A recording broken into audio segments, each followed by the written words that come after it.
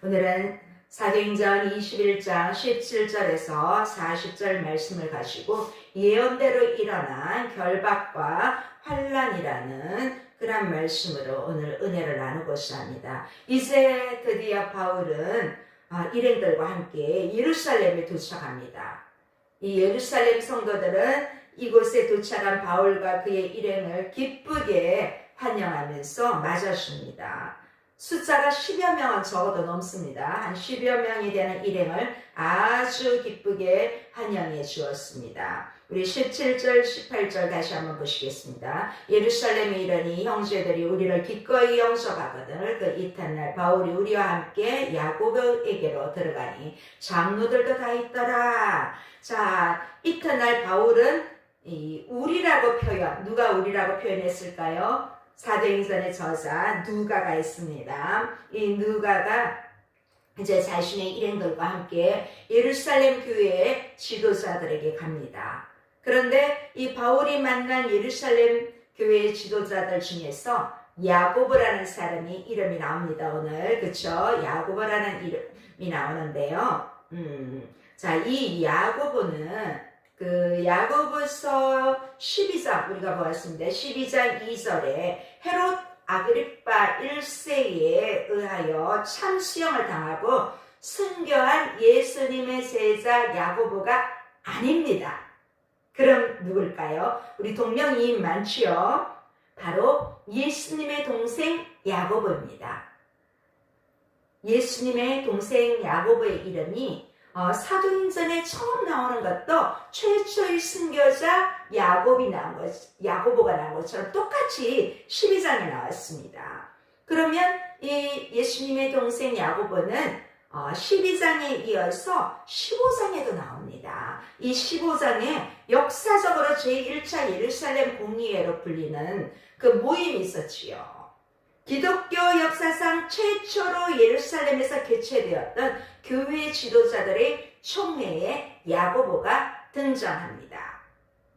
자, 그때 공의의 주제는 무엇이었냐면 이방인 그리스도인들도 할례를 받아야만 구원을 받을 수 있는가에 대한 주제에 대해서 논의했습니다. 그때 어떤 결론이 일어났습니까? 이방인 그리스도인들은 할례를 받을 필요는 없다. 단지 죄악된 것을 멀리하고 유대인이 아니니까 굳이 할례를 받고 유대인이 될 필요는 없고 은혜로 구원을 받는 것이다. 이렇게 최종 결론을 내린 사람이 바로 예수님의 동생 야고보입니다. 예수님의 동생 야고보가 그 역사적인 첫 번째 공의회의 의장이었습니다. 의장으로 큰 권위를 지닌 초대교회의 그 예루살렘 교회의 최고의 지도자였습니다.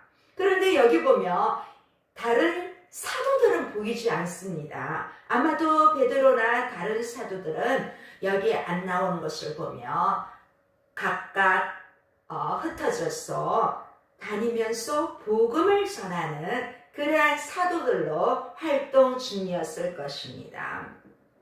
예수님의 동생 야고보도 예수님이 부활하기 전에는 예수님의 형제들도 믿지 않았습니다. 그러나 예수님의 부활 후에 주와 그리스도로 고백하고 이제 예루살렘 교회의 최고의 지도자가 되었다고 볼 수 있습니다. 자, 우리 19절 보실까요? 바울이 무난하고 하나님 자기의 사역으로 말미암아 이방 가운데서 하신 일을 낱낱이 말하니 이 바울과 야고보의 만남은 15장에서 바울이 1차 선교를 마치고 돌아와서 예루살렘 교회에 왔을 때 만났습니다. 그러니까 약 10년 후에 다시 만나게 된 것입니다. 오늘 본문에는 자세히 나와 있지 않지만 지금 여러 10여 명이나 되는 일행들이 오지 않았습니까? 이 사람들은 구제 헌금을 전달하기 위해서 왔습니다. 왜냐하면 예루살렘 교회에 큰 흉년이 들었기 때문에 이 마게도냐와 고린도의 이방인 그리스도인들이 구제 헌금을 모았고 바울 일행과 함께 그 구제헌금 각 지역의 대표자들과 함께 지금 예루살렘 교회로 온 것입니다. 이제 이 약 10년 전에 바울이 예루살렘에서 야고보를 공의회에서 만났을 때는 1차 전도 여행에 있었던 일을 나누었을 것입니다. 15장에도 보면 그 당시 바울은 이 야고보를 포함한 예루살렘 교회 지도자들에게 하나님께서 자신을 1차 전도 여행 때 어떻게 역사하셨는지를 그대로 간증했습니다. 그때는 이 구브로에 같은 동역자 1차 선교에 함께했던 바나바의 고향인 구브로부터 시작해가지고 갈라디아를 돌고 왔습니다. 그 후에 바울은 또 이 10년 정도 사이에 1차와 2차와 3차 전도 여행을 함으로써 바울이 오늘 본문에서는 이제 야고보와 예루살렘 지도자들에게 2차와 3차에 있었던 전도 여행 중에 하나님께서 어떻게 역사였는지 이루셨는지에 대해서 합니다. 주로 이제 1차 전도 여행 때는 복음이 유대인에게서 이방인에게 갔습니다. 근데 2차 전도 여행은 아시아에서 유럽으로 갔습니다. 이제 3차 전도 여행 때는 갈라디아로 갔다가 에베소로 거쳐서 그리스로 갔습니다. 돌아올 때는 이 유대인들이 바울을 해치려 했기 때문에 다시 이 고린도로 와서 북쪽으로 가서 돌아왔습니다. 아마 이제 이 3차의 선교 여행에 있었던 일들을 야고보를 비롯한 예루살렘 지도자들에게 이야기하면서 드로아에서 유도거가 산청에서 떨어졌던 죽었다가 살아나 그런 이야기도 하였을 것입니다. 이 세 차례에 걸친 바울의 전도여행을 통해서 하나님께서 십자가에 못 박혀 죽으시고 부활하신 예수 그리스도를 통하여서 구원의 역사를 이룬 것들을 특히 이방인들이 구원의 역사를 믿고 돌아왔다는 것에 많은 초점을 두고 지금 다시 두 번째 이 예루살렘 의회에 와서 예루살렘 본교회로 와서 나누고 있는 것입니다. 바울은 하나님께서 부활하신 예수 그리스도를 통해서 자신이 전도 여행을 하는 곳마다 일어났던 그 일들을 간증하고 있습니다. 그랬더니 그곳에 모인 사람들은 다 함께 주님께 영광을 돌렸다고 합니다. 우리 20절 보실까요? 그들이 듣고 하나님께 영광을 돌리고 바울들은 이르되 형제여 그대도 보는 바에 유대인 중에 믿는 자 수만 명이 있으니 다 율법의 열성을 가진 자라. 이제 마침내 바울의 간증이 끝났습니다.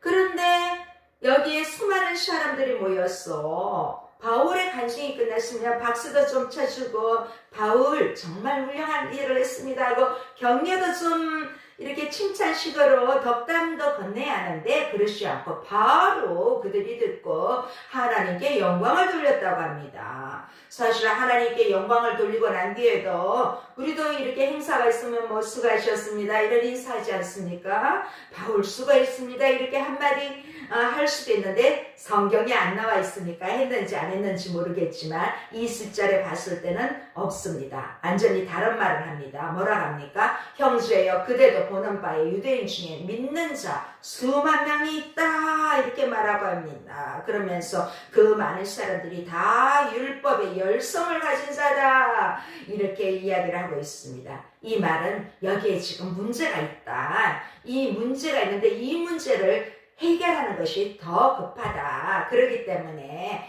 바로 이렇게 넘어간 것 같습니다. 이 바울은 그 당시 이방 지역의 복음을 전하며 이방인 지역에 갈 때마다 교회를 세우고 다녔기 때문에 이 본토 히브리 유대인 그리스도인들 중에는 바울을 좋아하는 사람도 있지만 진짜 예수님을 믿는 사람은 좋아했지만 유대인들, 유대교에 있는 사람들 그들 물론 하나님을 믿는다고 하지만 그들은 아직까지도 바울의 전적을 알지 않습니까? 예수님 믿는 사람들 다 이 유대인들을, 히브리인들을 죽이러 왔다.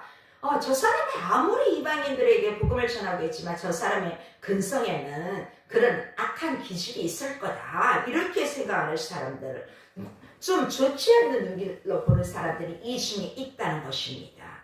네, 유대인 중에 믿는 자가 수만 명 있다. 그러면서도 이들이 그냥 믿는 자 수만 명 있다면 좋은데 율법의 열성을 가진다들 때문에 아직까지 바울이 완전히 돌아왔다고 생각하지 않는 것입니다. 이 유대인 중심주의를 벗어나지 못하는 이 유대주의적인 사고를 가진 사람들이 예수님을 믿고 있기 때문에 이들 중에는 많은 사람들이, 수많은 사람들이 계속해서 유대인 크리스찬들이 되었지만 그렇지 않는 사람들도 많다는 것입니다. 지금 바울도 그렇고 예수님의 동생 야고보도 그렇고 사도들도 그렇고 모두 다 유대인 크리스찬들입니다. 특히 이들은 다 이 히브리파 본토 유대인들입니다. 그렇지만 그렇지 않는 사람들이 있다는 것입니다. 그런데 이런 소문을 들었다고 합니다. 21절 볼까요?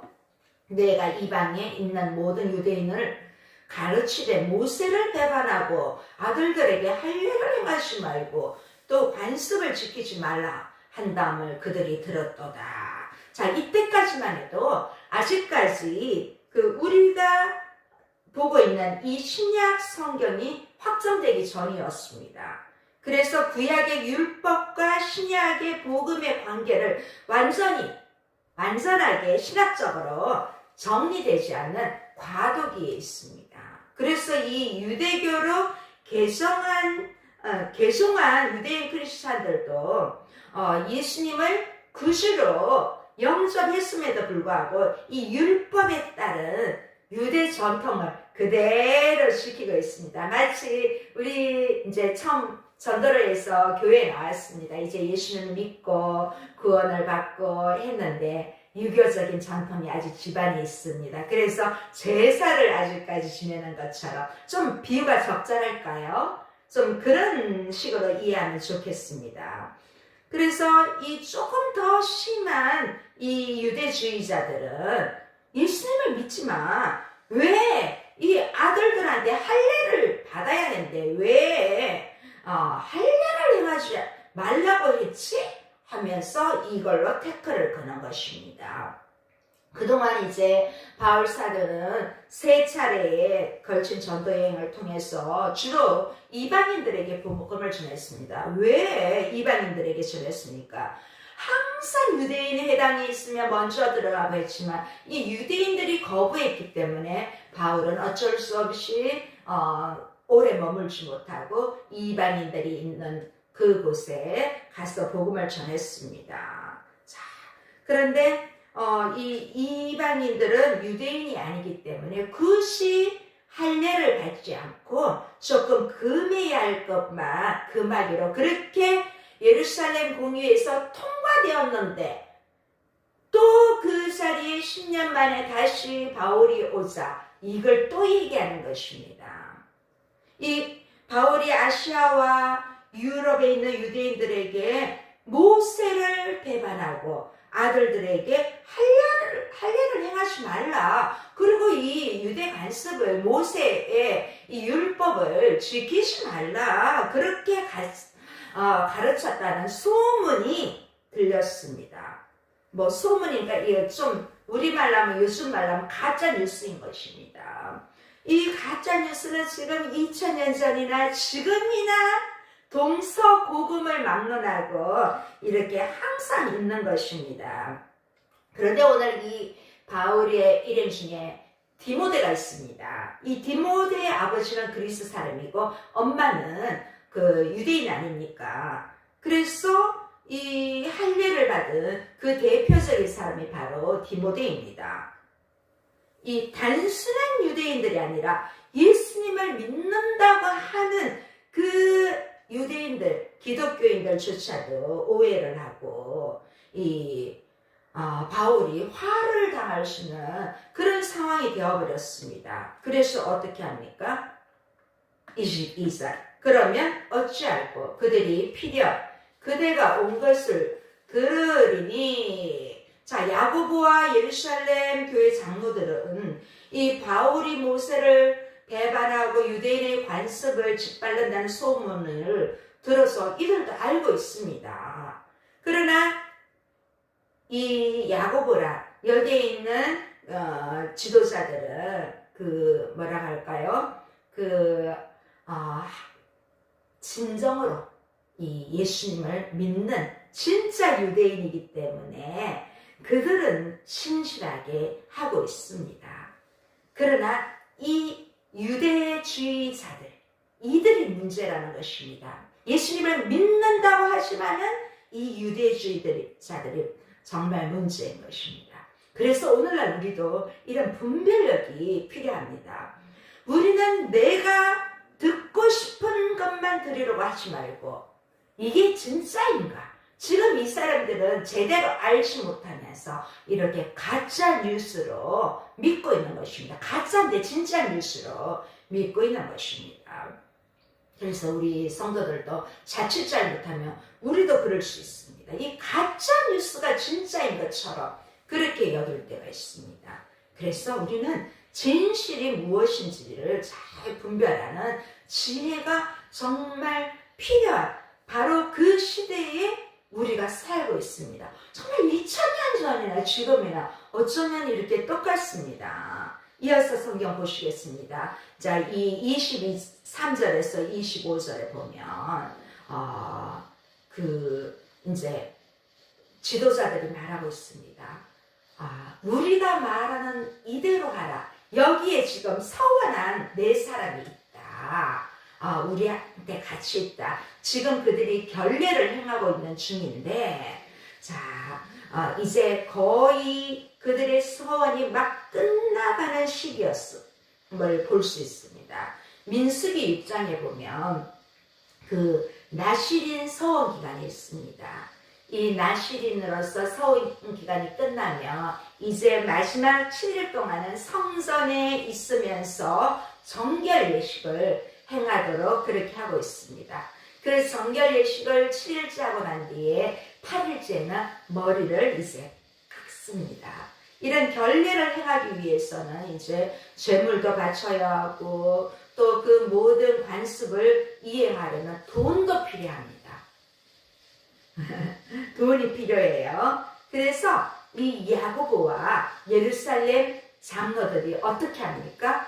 바울에게 이 4명의 서원자에 대해서 이제 이 사람들이 그동안 훈련받고 나시린으로서 훈련받고 했는데 마지막 일주일을 여기서 보내고 그들이 결례를 행하고 이제 이 머리 깎는 이 비용을 좀 지불해달라. 그렇게 이야기를 하고 있습니다. 어떻게 했을까요? 이런 과정들을 바울이 인정하고 다 돈도 내주고 하면 이 예수님을 안 믿는 유대인들은 뭐 어쩔 수 없습니다. 그렇게 해도 안 믿을 수 있습니다.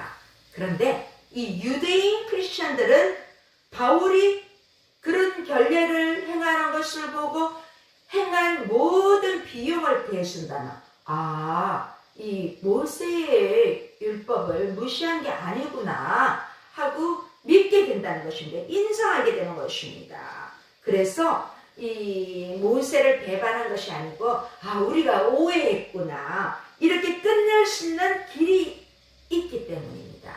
그래서 바울이 어떻게 했을까요? 돈을 지불했을까요? 26절 한번 보시겠습니다. 바울이 이 사람들을 데리고 이튿날 그들과 함께 결례를 행하고 성전에 들어가서 각 사람을 위하여 제사 드릴 때까지 결례 기간이 만기된 것을 신고하니라. 결국 바울은 이 4사람과 함께 성전에 머물면서 야고보와 예루살렘 교회 장로들이 조언해 준 것처럼 그들이 결례를 행하고 머리를 깎는데 드는 경비를 다 치러줍니다. 그렇게 도와줌으로써 이제 바울 자신은 유대인의 전통과 관습을 버린 것이 아니라 나도 유대인으로서 다 지킨다는 것을 공개적으로 보여줬습니다. 만약에 여기에 그 유대인들이 구원을 받으려면 반드시 율법을 지켜야 하고 할례를 행해야 한다면 아마 하지 않았을 것입니다. 이미 1차에 통과된 문제인데, 그렇지만 이 바울은 복음 안에서 한 사람이라도 더 얻기 위해서 그렇게 한 것입니다. 이 유대인을 얻기 위해서는 유대인같이 하고, 또 율법이 없는 이방인을 얻기 위해서는 그 사람의 방식에 맞춰주었습니다. 오늘 본문에서 바울은 그들을 성전에 데리고 가서 그들을 위해서 돈을 다 지불해 주었습니다. 그런데 하라는 대로 다 했는데도 어떻게 되었습니까? 하라고 했는데도 다 했는데 어떻게 되었습니까? 27절, 28절 한번 보시겠습니다. 그 이래가 거의 참에 아시아로부터 온 유대인들이 성전에서 바울을 보고 모든 무리를 충동하여 그를 붙들고 외치되 이스라엘 사람들아 도우라. 이 사람은 각처에서 우리 백성과 율법과 이곳을 비방하여 모든 사람을 가르치는 그 자인데 또 헬라인을 데리고 성전에 들어가서 이 거룩한 곳을 더럽혔다 하니, 아니 돈도 다 지불하고 온갖 수고를 다 했는데 바울은 또 이 유대인들의 소동에, 이 유대주의자들의 소동에 또 잡혀서 끌려가게 되었습니다. 물론 이러한 행동은 바울이 언급한 그 사람들이 한 것은 아닙니다. 바울이 언급이 아니죠. 야고보가 언급한 그 사람들이 한 것은 아닙니다. 율법의 열심을 가진 유대인 크리스찬들이 소동한 것이 아닙니다. 여기 27절에 나오는 것처럼 유대인이 또 있지요. 이 유대인들은 특히 아시아에서 온 유대인들을 말하고 있습니다. 이 아시아, 지금의 우리가 말하는 아시아가 아닙니다. 2000년 전에는 주로 이 아시아라면 우리가 잘 알고 있는 튀르키예, 옛날 터키라고 그랬죠. 지금은 튀르키예로 바뀐 지 한참 됐죠. 네, 이 튀르키예에 있는 쪽을 아시아라고 합니다. 그래서 소아시아 7교회도 다 에서보드 사릴라가 지금의 튀르키예에 다 있습니다. 그들이 예루살렘에까지 와서 바울을 보고 사람들을 선동하여 붙잡은 것입니다. 이 예식에 참여했던 사람들이 아닙니다. 이 바울이 소문을 듣고 이 아시아에서 이 튀르키예 지역에서 온 사람들이 한 것입니다. 자, 결론적으로 이 예루살렘의 교회 장로들과 이 야고보 존재가 이 그들의 설득력이 약했다는 것입니다.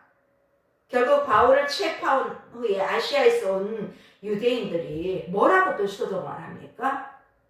이 사람은 곳곳에 다니며 우리 백성과 율법과 이곳을 비방하고, 또 모욕했다는 거죠.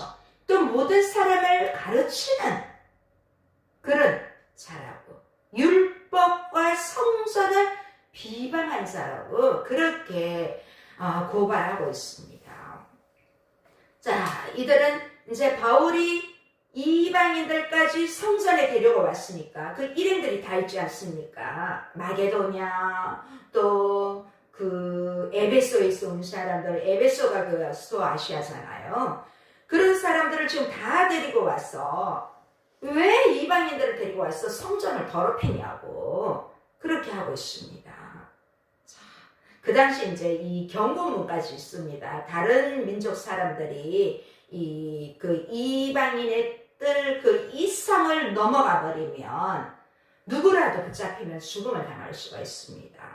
그래서 넘어갈 사람이 책임이라고 이 헬라어와 로마, 라틴어로 이렇게 다 이게 새겨져 있었던 것입니다. 왜냐하면 그 당시 로마의 속국으로 있었기 때문에 그렇습니다. 자, 그래서 이 안에는 로마 사람들조차도 들어가면 안 된다는 그러한 규정인 것이지요. 그런데 문제는 그들의 그런 고발이 전혀 사실이 아니었다는 점입니다. 자, 이 또한 또 가짜 뉴스입니다. 29절 30절에 보면 누굴 데리고 왔다고 합니다. 누굴 데리고 왔다고 합니까?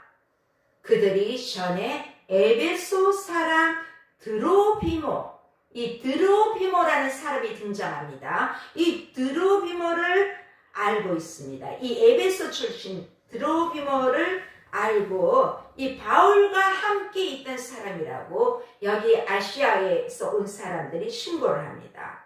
자, 이 드로비모가 지금 예루살렘에까지 같이 와서 바울과 함께 있는 것을 시내에서 봤다는 것입니다. 시내에서 봤는데 이 성전까지 안 데리고 올 리가 없다. 이렇게 생각한 것입니다. 자, 시내에서 분명히 드로비모와 같이 있는 걸 봤어. 그러니까 이 이방인을 성전에까지 데리고 간 것도 틀림없어. 이렇게 그냥 단정해버린 것입니다. 그러나 그 성전 안에는 이방인인 에베소 사람 드로비모가 만약에 함께 있었다면 당연히 같이 잡혔겠지요. 결국은 같이 온 것이 아닙니다. 아무런 증거도 없이 확인되지도 않는 모함으로 예루살렘에서 지금 소동이 일어나고 사람들이 달려들어 바울을 잡아서 성전 밖으로 끌어냅니다. 이때 이렇게 폭력적인 사태에 당황한 성전 안에 이 자체 수비대가 다 있습니다. 이 자체 수비대가 이 성전 문으로 잠근 것으로 보입니다. 30절에 보면 문이 곧 닫혔다 되어 있지요. 자동으로 닫힌 것이 아니라 이 수비대가 문을 닫은 것입니다. 이 성전 안에는 그 소동이나 폭력으로 인해서 피 흘리는 일이 있으면 안 되기 때문에 바울을 성전 밖으로 끌어내버리고 문을 닫은 것입니다. 정말 안타까운 것이죠. 이 바울이 체포된 것이 이 사실에 근거한 것이 아니라 뭐 좀 카더라처럼, 무슨 카더라만큼 요즘 사람을 힘들게 하는 것도 없는데, 아니 틀림없이 이 시내에서 봤으니까 요 안에도 분명히 있을 것이다, 이런 잘못된 그러한 정보로 바울은 또 위험에 처하게 되었습니다. 자, 사람들은 사실인지 그게 아닌지 관심도 없고 이 바울을 그냥 흥분해서 이 사람들이 어떻게 하면 꼬투리를 잡을까 그렇게 한 것이지요. 자, 이 바울이라는 그 사람을 표적으로 삼아서 진짜 좀 과장해서 벌떼처럼 이 백성이 달려와, 그쵸? 백성이 달려와서 막 모인 것입니다. 이유도 모르고 왜 저 사람이 붙잡혔는지도 모르고 공격하고 있습니다. 사람들 보면 요즘도 조금만 이야기하면 샥 이렇게 해서 넘어갑니다. 어디 투자하면 된다 해서 뭐 퇴직금까지 다 날리고 그런 경우도 있지 않습니까? 우리를 보면 내가 믿고 싶은 것, 잘 알지도 못하면 그 사람이 이거 성공한다, 이거 돈 된다 그러면 또 솔깃해서 막 그런 사람들도 있지 않습니까? 정말 사실인지 진실인지 살펴보지도 않고 바울은 지금 위험한 그런 상태에 있습니다. 자, 31절 32절 보면 이전에도 이 성전 내에 폭동을 진압하기 위해서 이 로마 군대 일부가 성전 안에 들어가서 이 군인들이 돌로 맞고 또 도망을 치는 일이 바울은 이미 경험이 있습니다. 그래서 이 로마의 큰 군대가 총 출동해서 그렇게 진입한 적도 있습니다. 바울이 고린도로 건너가기 전에도 그런 일이 있었지요. 그런데 또 폭동이 일어났다는 이 보고가 로마 군대의 천부장에게 들렸습니다. 그래서 또 천부장은 어떻게 합니까? 군인들을 또 함께 이 백부장들과 함께 데리고 갑니다. 그 당시 이제 이 천부장 같은 경우는 항상 이 성전 주변에서 자주 발생하던 수요를 비롯한 이 예루살렘 영역 안에 있는 경내 안에 있는 이 치안을 담당하던 좀 고위급 장교였습니다. 그래서 급하게 군인들과 백부장들을 이렇게 그늘이고 출동합니다. 근데 백부장들 하니까 복수지 않습니까? 보통은 한 백부장이 100명의 군인을 거느리고 있습니다. 그러면 백부장들 했으니까 최소한 두 백부장만 가도 200명 이상이 지금 군인들이 출동한 것입니다. 이 성전 자체에도 유대인의 경비대가 있지만 이 수백 명의 로마 군대가 출동하니까 비로소 이 소동을 일으키던 이 사람들이 그 바울을 때리는 것을 멈추었습니다. 진짜 너무 고통 많이 받아요. 그쵸? 모자라는 사람도 아닌데. 우리 정말 신약 성경에 가장 존경하는 인물이 사도 바울일 텐데 뭘 잘못한 것도 없이 매번 이렇게 고난을 받습니다. 무조건 폭행, 무조건 이유도 없이. 참 그렇습니다. 그나마 이 군인들과 백부장들이 출동하니까 멈추었습니다. 아니, 이 문제가 뭡니까? 앞에서 본 이 온 예루살렘이 요란하다는 소문이 뭡니까? 그냥 바울이 성전에 헬라인 데리고 왔다는 것이 헛소문으로 이렇게 큰 소동이 되어버린 것입니다. 에베소 사람과 시내를 다녔는 것 뿐인데 바울이 평소에 가르치던 것을 봐서는 틀림없이 같이 갔을 것이다. 그렇게 오해함으로써 바울은 생명의 위협을 또 느끼게 받게 된 것입니다. 자, 이렇게 바울은 지금은 오히려 피해자가 되었습니다. 우리 33절, 34절에 보면 이 바울이 지금 폭행을 당하고 있는 것을 천부장이 봤습니다.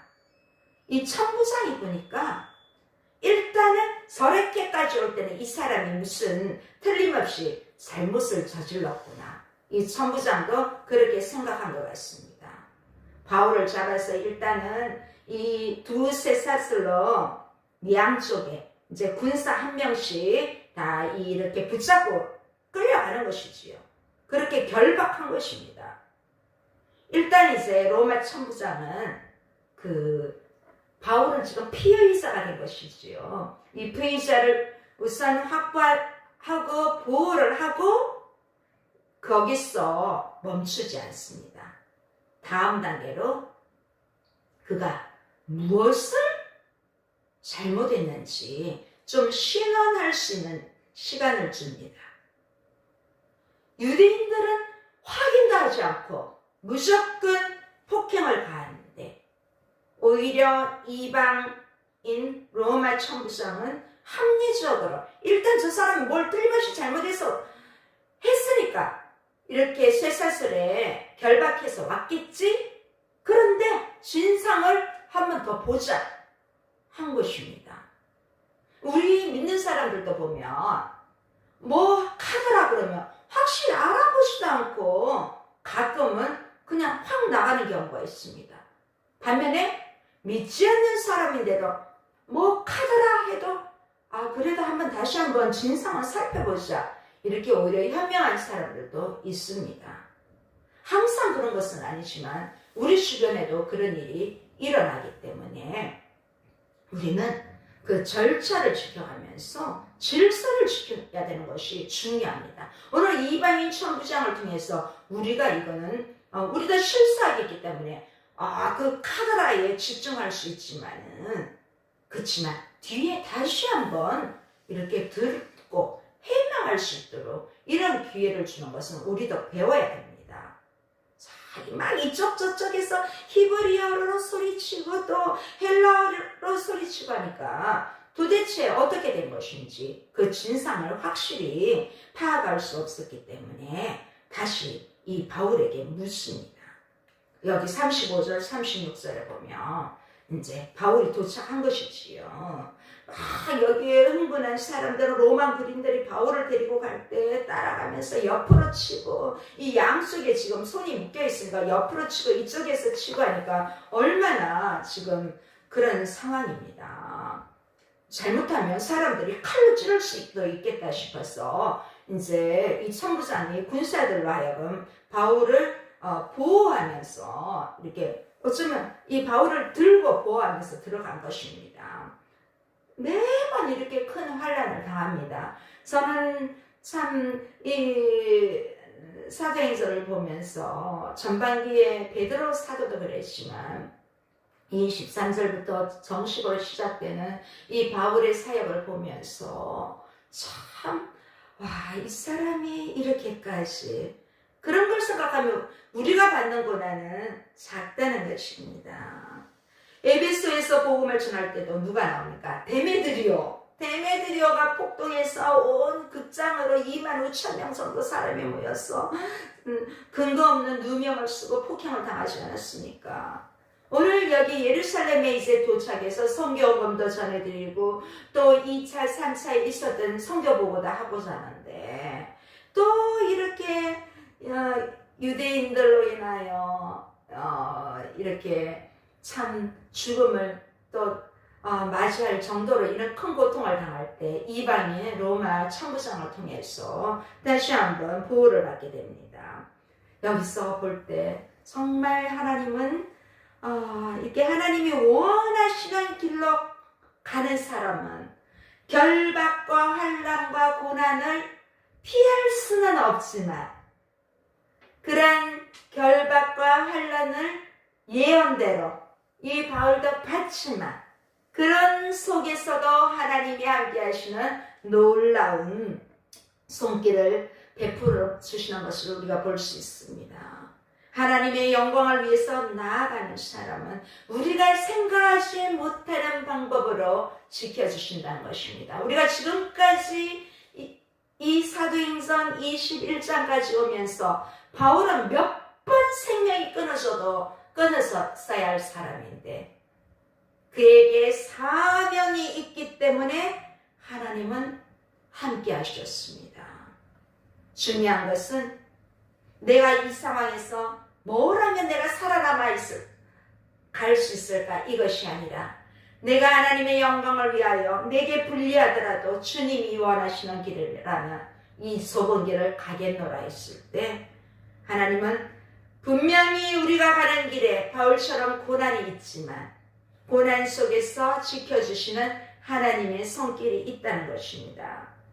우리가 하나님이 원하는 이쪽 길을 갈 때는 전혀 생각하지 못하는 놀라운 세계, 큰 은혜가 있다는 것을 우리가 오늘 이 말씀을 통하여 저희도 위로가 됩니다. 위로가 됩니까? 이제 군사들은 이 바울을 들러매고 어디로 올라갈 층대, 계단으로 올라간 것입니다. 이 로마도 수비대 영내로 들어가기 전에 바울이 한마디를 합니다. 자, 우리 37절, 38절. 자, 바울을 데리고 이제 영내로 들어가려고 할 그때에 이제 바울이 천부장에게 이야기합니다. 지금 유대인들이 소요를 일으킨 이 중심에 유대인들이 폭행을 가하던 그 사람이 이 피사로 지금 가면서 당했습니다. 헬라어로 내가 당신에게 말할 수 있느냐 묻습니다. 유대인이라 생각했기 때문에 이 헬라어를 하니까 깜짝 놀란 것입니다. 헬라어를 유창하게 하니까 내가 헬라어 말을 아느냐 천부장이 묻습니다. 로마의 장교인 천부장이 사용했던 언어는 당연히 로마의 언어인 그 라틴어였습니다. 그런데 이 헬레니즘 문화의 발생지인 그리스의 언어가 헬라어였어. 그 당시 이 로마도 그렇고 세계 공용어가 그리스였습니다. 그리스어. 그래서 이 천부장은 이 사람이 어떻게 이렇게 그리스 말, 헬라 말을 이렇게 잘하지? 놀라면서 갑자기 이상한 생각이 들었습니다. 이전에 그리스를 말을 잘하는 사람이 있었다는 것입니다. 그 사람이 누구냐면 여기에 말하고 있죠. 그 이전에 소요를 일으켜 자객 4,000명을 거느리고 광야로 갔던 애굽 사람이 생각이 난 것입니다. 자, 그 사람이 바로 이 유대인 출신이었거든요. 그런데 이 천부장이 뭐랍니까? 그 사람이 당신 아니냐는 것입니다. 아, 이렇게 유대인들에게 오해를 받아서 얻어맞았을 뿐만 아니라 지금 간신히 이렇게 영내에 들어와서 한마디 하는데, 아니 이 로마 군대 천부장이 그 자객 4,000명을 거느리던 애굽 사람이라고 오해를 한 것입니다. 아주 지금 위험한 상황입니다. 이 자객이라 하면 이 단도를 품고 있다가 언제든지 자기 마음에 안 들면 꺼내어 죽일 수 있는 그러한 사람이에요. 그런 사람으로 얼마 전에 그 사람이 나타났다고 하는데 그 사람이 당신 아니냐는 것입니다. 이 극렬한 유대주의자들의 괴수, 그것도 그 괴수의 우두머리가 아니냐는 아주 위험한 상황에 지금 바울은 처해 있습니다. 얼마나 화가 날까요? 화가 날 뻔도 한데 바울 사도는 차분히 자신을 소개한 후에 정중하게 한 가지를 부탁합니다. 오늘 말씀이 좀 길었지요. 오늘 마지막 말씀 49절에서 40절 한번 함께 읽어보시겠습니다. 바울이 이르되 나는 유대인이라 소읍이 아닌 길리기아 다수시의 시민이니 청컨대 백성에게 말하기를 허락하라니 천부장이 허락하거늘 바울이 층대 위에 서서 백성에게 손짓하며 매우 조용히 한 후에 히브리 말로 말하니라. 이 바울은 자신의 어떤 무죄를 주장하기보다는 지금 많은 사람들이 모였을 때 오히려 복음 증거의 기회를 삼은 것입니다. 지금 굉장히 얻어맞은 상태입니다. 폭행을 당했습니다. 위험한 상황에서 이 로마 군대가 구출해 주어서 간신히 생명을 유지했고 그들이 도와줬기 때문에 피해서 다시 빠져날 국리를 해야 되는데 맞은 사람들에게 말 좀 하겠다고 그렇게 하고 있습니다. 바울은 자기가 그 애굽 사람이 아니다, 그 자객이 아니다 그렇게 말합니다. 그뿐만 아니라 이 복음을 전하기 전에 분명히 자기 수속을 말합니다. 나는 유대인이다. 이 소읍이 아닌 길리기아 다수시의 시민이라고 밝힙니다. 오늘은 지금 아주 위험한 상황이 있지만 내가 로마 시민이라는 것은 밝히지 않고 있습니다. 이제 우리가 다음 주에 볼 이 22장에 바울이 첫 메시지를 전합니다. 위험한 상황이 있기 때문에 22장에는 로마 시민이라고 말합니다. 물론 빌립보 감옥에서도 한번 말한 적이 있습니다. 자, 지금 헬라어가 아닌 히브리어로 하기 때문에 이 유대인들은 또 솔깃합니다. 그래서 뭐라 말을 못하고 있습니다. 오늘 본문에서 헬라어도 말하고 헬라어로 말하니까 헬라 사람들이 놀라고 또 히브리어로 하니까 유대인들이 경청하고 있습니다. 오늘 바울의 모습 속에서 참 이런 그의 헌신을 보면서 겸손해질 수밖에 없습니다. 이 바울은 예언대로 그래서 각 지역에마다 가지 말라고 하지 않았습니까? 그럼에도 불구하고 예언대로 결박과 환란이 일어났습니다. 바울의 복음의 열정은 그 누구도 막지 못했습니다. 오늘 말씀을 들은 우리도 바울과 같은 헌신과 결단으로 나아가기를 원합니다. 바울은 자기의 생명을 내놓고 복음 전파하는 일에 그의 가진 모든 것을 배설물로 여기고 복음을 전했습니다. 우리도 바울의 심정을 조금이라도 배웠어, 닮아갔어. 하나님 앞에 설 때 잘했다고 칭찬받는 우리 모두가 되기를 주님의 이름으로 축복합니다. 기도하시겠습니다. 살아계신 하나님 아버지 감사합니다. 오늘 거룩한 주일에 우리가 바울 사도를 통하여 그의 환난과 여러 가지 결박 속에서도 끝까지 복음을 전했던 그 모습을 다시 한번 우리가 조금이라도 담고 배워가자 합니다. 저희들에게도 믿음을 다하여 주시고 주님이 주시는 담대함으로 나아갈 수 있도록 은혜를 베풀어 주시옵소서. 우리 주 예수 그리스도의 이름으로 기도드립니다. 아멘. 우리 찬양하시겠습니다. 찬양하시고 기도하고 예배를 마치겠습니다. 오늘 특별히 유튜브를 함께 하시는 분 우리 죄송합니다. 오늘 이게 안 나갔죠. 이게 OBS가 갑자기 스톱해버려가지고 다시 하면서 핸드폰 프리